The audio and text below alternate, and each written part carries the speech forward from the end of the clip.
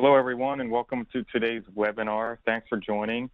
Today, we're going to feature an alert origination software provider vendor demonstration. What is that? That's the alert origination side of IPAWS, a tool where you can craft an alert and send it to IPAWS to be disseminated to the public. So since we are going to have a vendor demonstration, we are required to read this legal disclaimer before we get going. Basically says we can't endorse a product, but I'm going to read it anyway. The Integrated Public Alert and Warning System, IPAWS vendor demonstrations are intended to increase state and local emergency management agencies' awareness of vendor products and IPAWS capabilities. The webinar provides an overview of the interoperability of these systems with IPAWS Open and will include vendor presentations of their products. FEMA's IPAWS Program Management Office encourages and facilitates this discussion of products and tools, but it does not endorse any specific vendor's products. This webinar is for educational purposes only. So basically what we're doing here at the IPAWS office is trying to deliver a finished recording for every vendor product that is on our short list on our website. And these are alert origination software products that have worked with the IPAWS lab, have successfully demonstrated their capabilities, and have been added to the list. So we're going to try and feature all of those. Today, our first one is going to be HQE Systems. That's going to be presented by Kais Alkurdi, and they are the newest addition to the list. So without further ado, we will go right into the vendor demonstration with HQE Systems. So Kais, I'm going to pass you presenter privileges. Perfect. Thank you, Justin. We're going to hear a little bit about HQE Systems and then get right into the demo. And we'll have a question and answer session at the conclusion of the demo. Sorry, Kais. Back to you. Perfect. I appreciate that. Thank you, Justin, and thank you all for joining today. So real quick, we'll just get into the CERCOM Smart Alert, which is the system that we'll be demonstrating today. And Kais, let me jump in here real quick. We are seeing all of your slides. I don't know if you want to adjust your view or presenter mode. Perfect. There we go. Thank you. So today we'll be demonstrating the CERCOM Smart Alert platform. Just a little bit about CERCOM as a company. So it's been around since 1993, and there are thousands of installations worldwide. The CERCOM Giant Voice System was actually the Giant Voice System of choice for the CRAM program as used in Iraq and Afghanistan. CERCOM provides a host of systems, outdoor giant voice, indoor public address, access control integration, emergency panic button integration, and a host of third-party sensors, and of course, the CERCOM Smart Alert Suite, which we'll be demonstrating today. The CERCOM Smart Alert Suite is really a command and control suite, and it's designed for emergency managers to disseminate information, monitor their CCTV feeds, and access control systems from anywhere. Using the CERCOM Smart Alert, you're able to send email notifications, full screen desktop overrides, phone calls, SMS text messages, social media integration with Facebook and Twitter, and then of course, push notifications to your mobile device. Additional hardware integrations include integrations for fire alarm systems, marquee signs, panic buttons, cable TV override, voice over IP integration with your telephone systems, and then active shooter sensors and other workplace violence sensors. The user interface is extremely responsive. It works on a multitude of devices and allows you to send and monitor the status of your system from PCs, tablets, and mobile phones. Okay, without further ado, we'll go ahead and get right into the actual demonstration.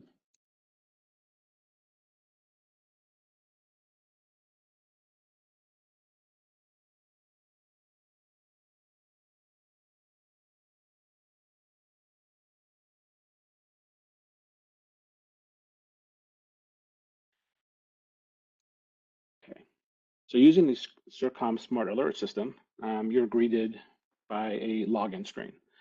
Of course, you're able to log in using a standard username and password, or you're able to sign in using a single sign-on system. So that works with either Google Apps, Outlook, or any other OAuth 2 compatible single sign-on. For the demonstration today, I'll sign on with a standard username and password.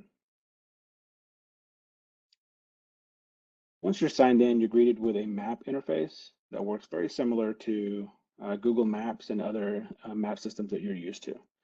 On this map, you'll see a list of units which represent the locations that are provisioned for your system. You'll also see a new feature which we recently added, which shows all the IPAWS alerts that have been disseminated that are currently active at this time. The IPAWS integration allows you to see what a local state agency or a nearby county or city has issued, so that you have all the tools at your disposal to allow you to make the best decision on what kind of alert to send out to your population. You're able to filter the IPAWS alerts using the IPAWS button here in the control panel, and you're able to choose exactly which feeds that you want to monitor in real time. This feed is updated every minute and presents you with all the information that you need in order to make a decision. In addition to that, you're able to monitor the health and status of your hardware and your software systems all over the field. So for example, here, we're able to monitor the health and status of our siren system. You can see the mains and battery status, the solar status, whether or not the doors are open or tampered with, amplifiers and drivers.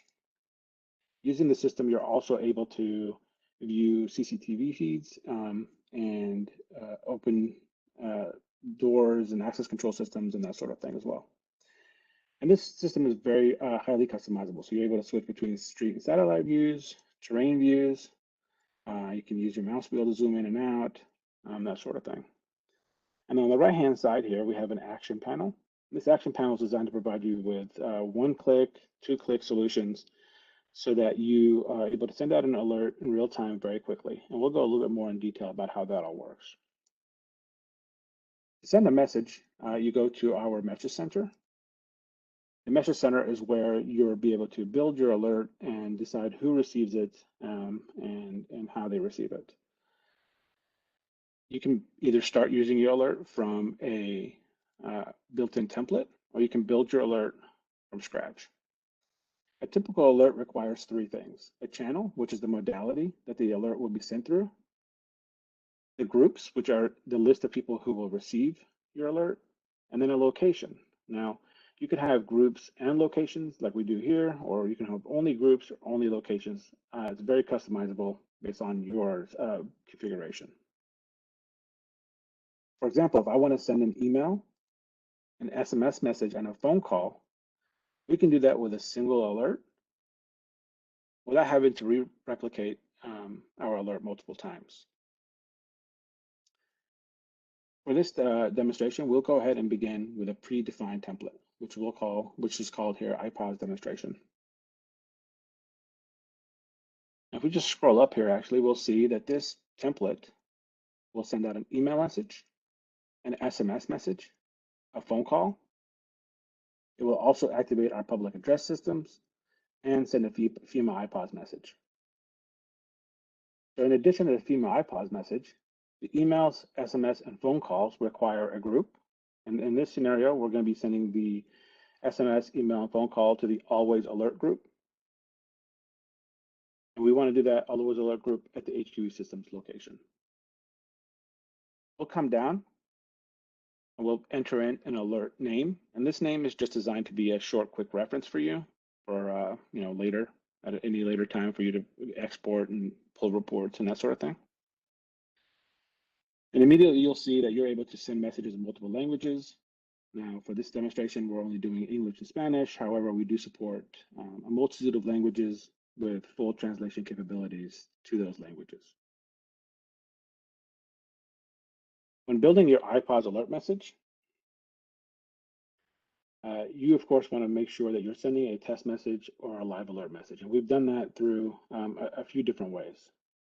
Up here, we show that we were connected to the IPAWS system, and the system is currently set in test alert mode. And you can see that by having a green dialog or a green border around this section. And then also, this section here demonstrates to you that IPAWS is in test mode. You want to make sure that you know that your message is going to the right group of people you want it to go to. When it's time to send the message, the system will also confirm with you at that time. So for this particular alert, we enter in our headline, our short message for our WIA system, the long message for the WIA, the EAS description, and the EAS instructions. We're also able to upload an audio file directly from our PC, so we can send that instead of the text. However, we still say that the text should be sent as well in case the EAS message is sent to a hardware that doesn't support that additional audio file. We also have our own text-to-speech engine, which we'll demonstrate shortly, which will, when supported, override the existing EAS systems, text-to-speech systems. When building your IPAWS alert, you're able to add additional FIPS, additional zip codes, and of course, geographical areas. Now, this demonstration shows that we're doing a circle, which is predefined in our template within the boundaries that our IPAWS profile allows. In addition to circles, you're able to do polygons, which you simply draw, and then click Update Geo Area. And now we can see that our alert area is for this FIPS code with a circle that's 5,000 meters and a polygon. And of course, we can remove them at this time or add additional ones. And just like with it, pretty much, when you're building your FEMA IPAWS alert message, you have to choose categories, the event codes, durations, severity, urgency, certainty, and of course, the response type. One of the features of the CERCOM Smart Alert is that you're able to validate your IPAWS alert prior to sending it out so that you have peace of mind knowing that your alert is valid and will be accepted by the FEMA system. So for example, if I attempted to send an administrative message, my FEMA alert will not validate because the IPAWS profile does not allow the use of the event code administrative message for the WIA CMS target channel.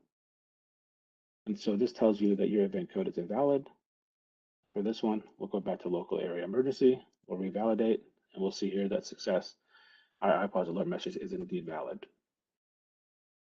Now, if you recall, we're also sending SMS messages and phone calls with our alert. So we're entering our text for our SMS message. We enter in information for our phone call. For phone calls, we're also able to add additional audio files. And for public address messages, we're also able to add additional files. So this, for example, can be pre-recorded audio messages and that sort of thing. And also for our emails, we provide a subject, and we have a rich text builder here where you're able to develop, type out the email body very similar to how you would do a Microsoft Word document. And you're also able to add an attachment there as well. And adding attachment, whether it's an audio attachment or an SMS attachment, is very simple. You simply click Choose File. And at that time, you choose the file that you want, and it simply uploads it for you.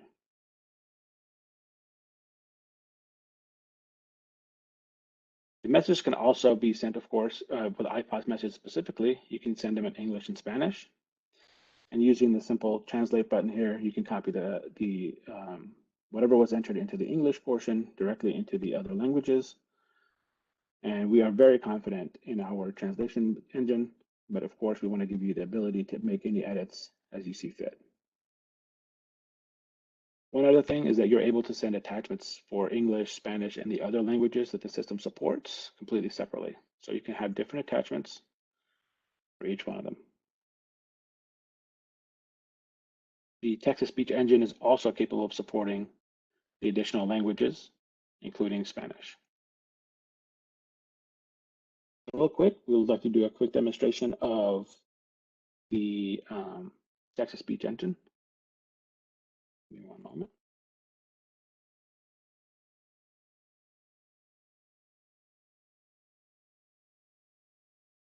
And Kais, while you're switching on that, I forgot to mention the TV that we're seeing in the middle of our screen. That is at the IPAWS lab, and that is where we're going to see Kais's alert message come through. Specifically, the EAS part where we're going to see it scroll across the screen.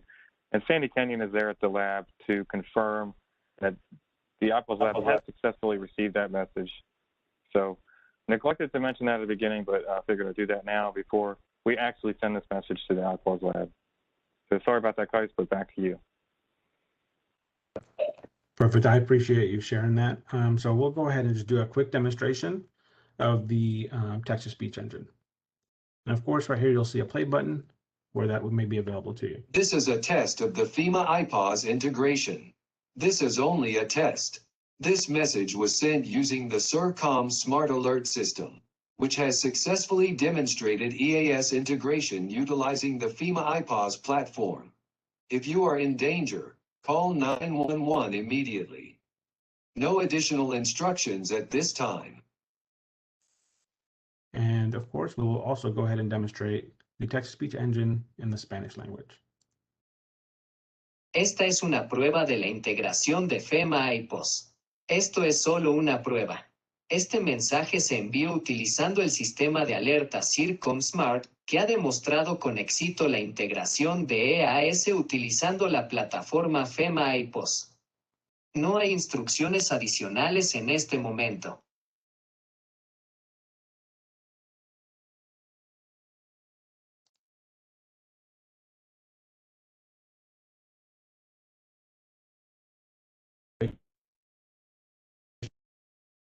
Smart Alert system uses, and the text-to-speech engine can be used across the board, whether that's for a FEMA IPAWS message, a phone call, or a public address alert message. So now that we have confirmed that our FEMA IPAWS message is exactly how we want it, that we're targeting the all channels, that we have the geographic area that we're looking to alert, that we've confirmed the category and event code, severity, and all the other FEMA IPAWS requirements, we'll go ahead and send our message. Now we can also here save our message as a draft, save it as a template for future use, or send a message right away. Now, of course, when it's time to send the message, you can receive a pop-up confirmation to confirm what exactly is happening. So here you'll see that it says, please confirm the following alert, which is IPAWS demonstration, which will be sent via email, SMS, phone call, public address, and IPAWS. And again, another reminder that this is going to the test lab environment. And it will tell you that your alert will not be sent to the public, and the confirmation of a successful alert may be verified via the IPAWS lab. In addition to that, you'll always receive an estimated number of recipients. And this is for the emails, SMS, and phone calls. And it shows you that for the groups that we've selected, that that 6 emails, 6 SMS text messages, and 6 phone calls are expected. You'll always receive this dialog. Now, also keep in mind, if this was a live alert, you have the option, and we'll talk about that here in a bit, of requiring an additional password be entered before sending that live alert. And we'll demonstrate that here in a little while. So now we'll go ahead and send our alert. And then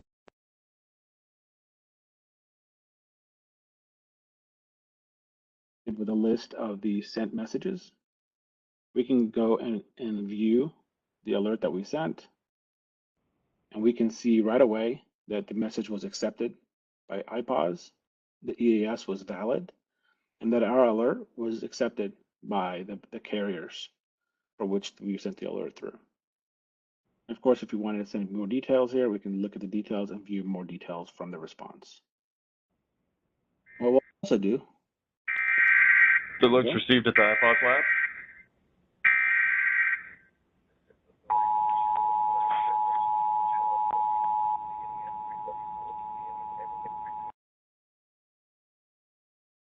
Perfect. Thank you, Sandy, and we can see the text scrolling across the screen. Thank you for confirming, Sandy. And so we'll see here through the IPAWS message viewer that we can see that our alert came through. We're able to confirm that just again to make sure that we have that additional confirmation. We can also see the affected areas that both our circle and our polygon came through as well. Now, if we go back and, I apologize, I'm going to refresh there. But if we go back and take a look at our dashboard here, we can see that our message, which we sent to the DC area, is visible to you. And this is the CERCOM Smart Alert message that we just sent. It shows the integration, and it shows the information, both the WIA and the EAS, with the URL to our audio file, which is our text-to-speech audio file that we sent. We also see that alert in Spanish as well.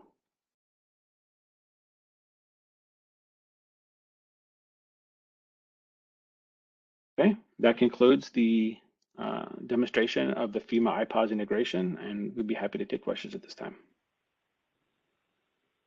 Great, thanks, guys. Great demonstration, appreciate that. We do have a few questions, and this is one that we always get. So let's start with it. Certificates. You know, to use IPAWS, you have to digitally sign your alert using a digital certificate that we provide to all authorized alerting authorities. How is that taken care of? Do you require the alerting authorities to upload it themselves?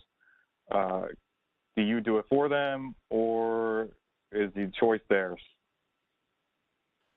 Yeah, that's a great question, and I'm happy to kind of walk through how that works. I guess in short, we always provide a free included onboarding process in which we're able to help you as the certificate holder to essentially integrate into the system, right? So we're able to provide you that assistance all the time. However, of course, we want to make sure that it's simple and easy for you to do as well. So what I'm going to do here is demonstrate how simple and easy that is. As an administrator, you have access to the settings section of the application. And what you're able to do is scroll down to the bottom here where you're able to upload your certificates. Uploading a certificate is as simple as clicking choose file and selecting your JKS certificate file that FEMA provides you with. And at that time, it's as simple as entering in the key store passwords and private keys and pressing upload. Once that happens, the system fully validates whether or not everything was entered in correctly. And if everything is validated, you're good to go and you're pretty much ready to immediately use the system. And at this time here as well, what we're able to provide you is if you provide the private key, we can simply automate the process of sending an alert for you. And however, if you leave the private key blank here, then what we can do is every time you go to send an actual live alert, that we can, have the system prompt you to enter in your private key at that time as well. So really, the choice is yours. But uploading a certificate is extremely simple. Does that answer the question? It does, and just some more background for those alerting authorities tuning in.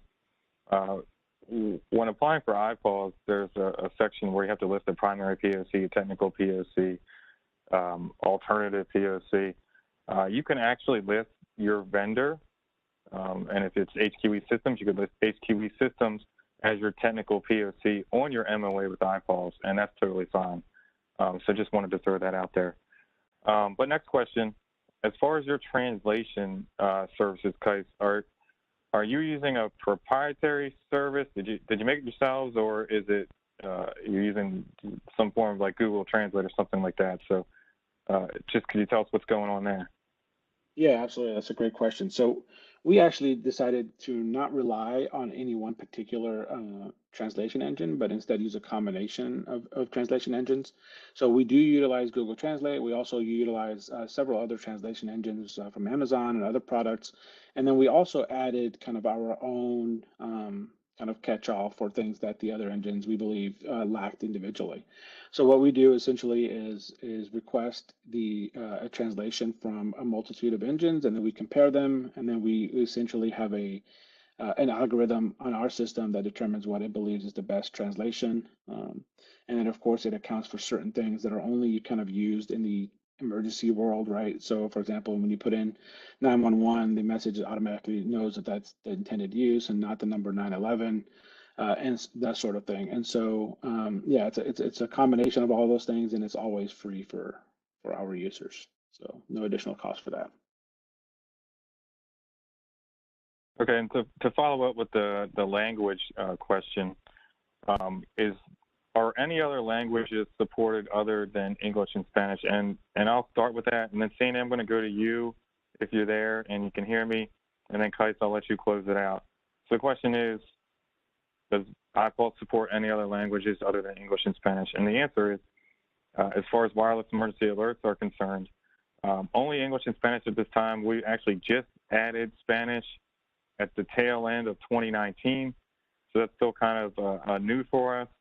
But as far as wireless emergency alerts, just English and Spanish. And then Sana, if you could touch on the EAS aspect for that too. Is that still just English and Spanish?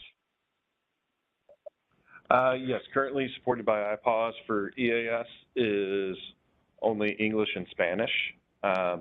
If an alerting authority crafts their EAS message into Spanish, the broadcasters that are Spanish broadcasters and have their EAS devices set up correctly, those messages will relay to that community in the language of the programming that they are watching or listening to. Okay, great. Thanks, Sandy. And then, Kleis, if you could close that out, as far as your other options, it looks like you've already brought something up for us. Maybe your SMS or email options. It looks like you have more than one, more than English and Spanish. Yeah, absolutely. So it's exactly as you said. You know, the FEMA system only supports English and Spanish. However, we do support for SMS, phone calls, public address, a host of other languages as well. So the default languages that are configured into the system are English, Spanish, German, French, Chinese, and Japanese.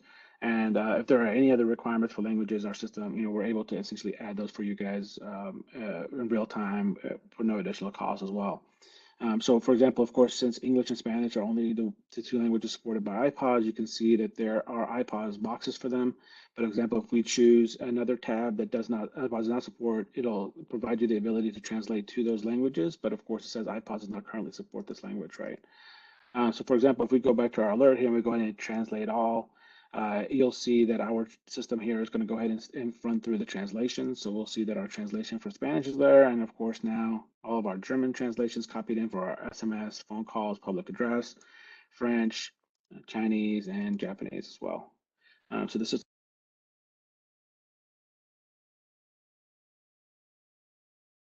as users subscribe to the system. So as a city, municipality, or even a private entity, you're able to provide your dedicated URL for your whether it's your employees or your public to be able to register. And as they register for alerts or subscribe to alerts, they can select some language preferences, and based off of that, the system will know who to send messages to and in what language. Does that answer the question, Justin? Yeah, yes, it does. Yes, it does. And we have a few more questions here, so I'm going to move right along.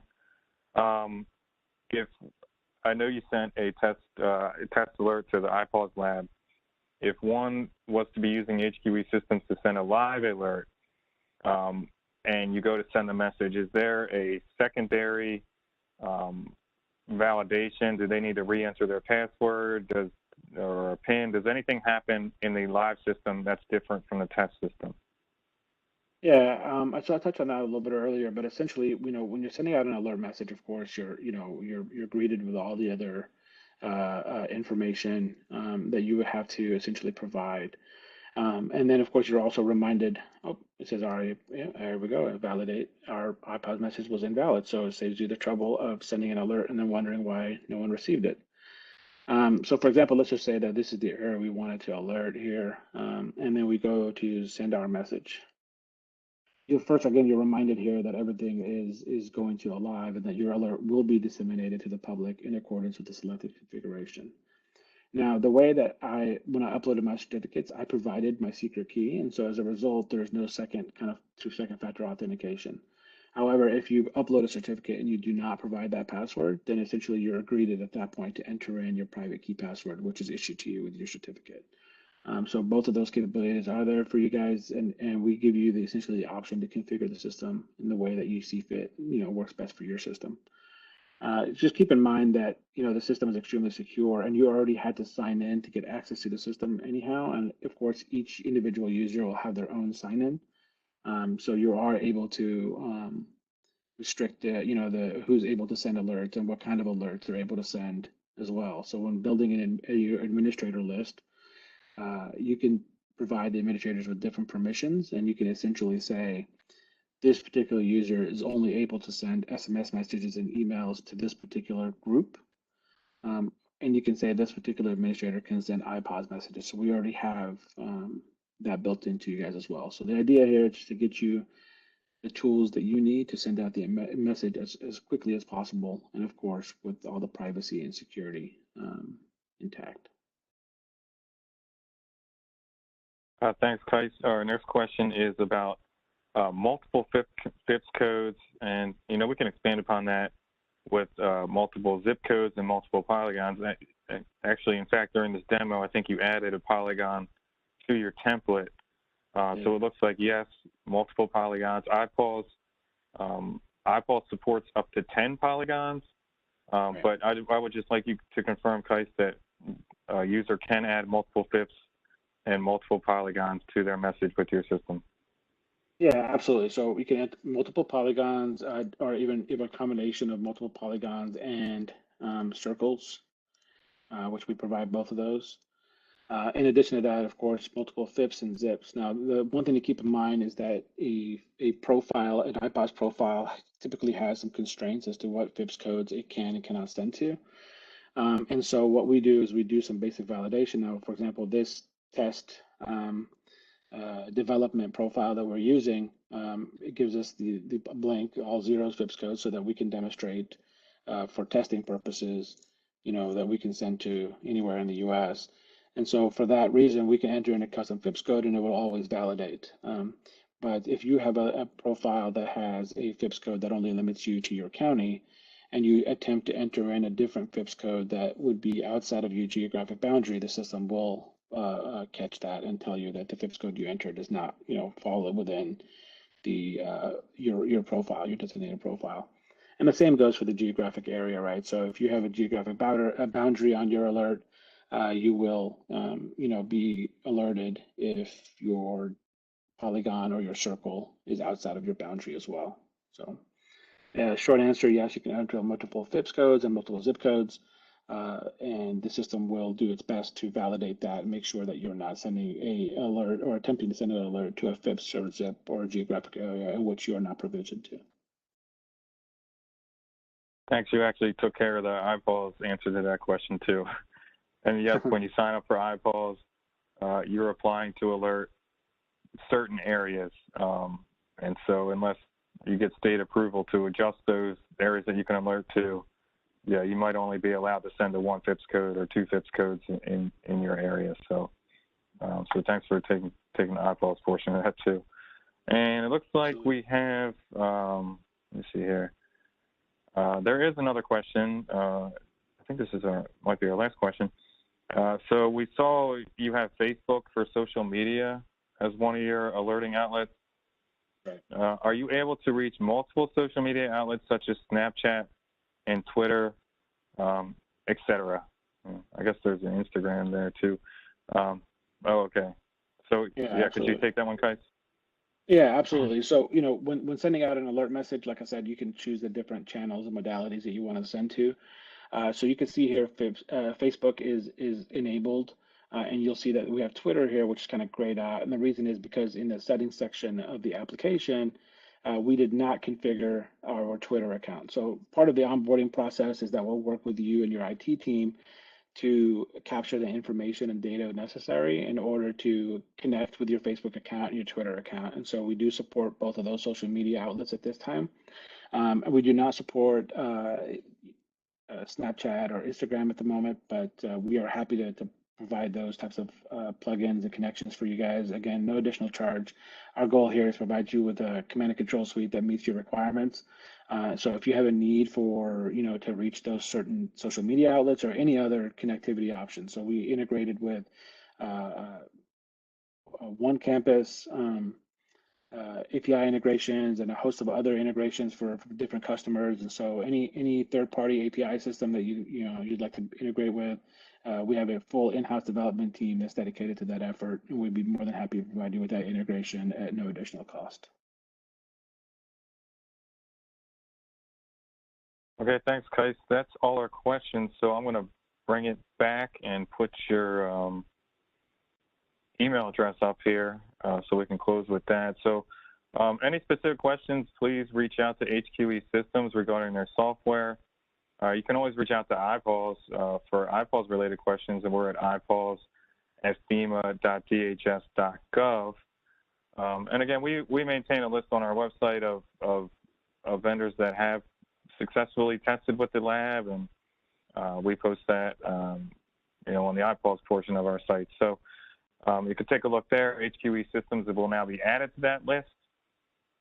So check it out. And I appreciate Sandy Kenyon over at the IPAWS lab for confirming the alert, and Kais Alkurdi for giving us this demo today.